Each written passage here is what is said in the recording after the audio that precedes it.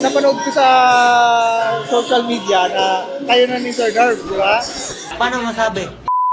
May question ako. Bilang isang content creator, paano mo isa-separate yung private life nyo sa mata ng mga online citizen? Meron laging boundary. Kapag sa tingin mo na the content that you're going to share is hindi makakabuti sa audience at hindi makakabuti sa relationship nyong pareho, then don't share it. Huwag mong subukan. Dapat lagi may boundary. And you have to be sure na yung content na ilalabas mo, regardless yan, kung love life yan, guys, hindi nyo kaya ang tamis na nililibos na po. Kung business yan, kung personal yan, you have to make sure na aligned yan sa brand values mo.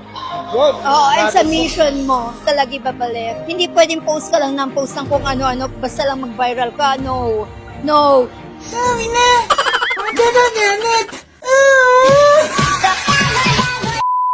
If you're not helping the audience, kung walang value yan, wag mo na lang i-post. So ayun mga kaibigan, maraming salamat po sa inyong very meaningful na message.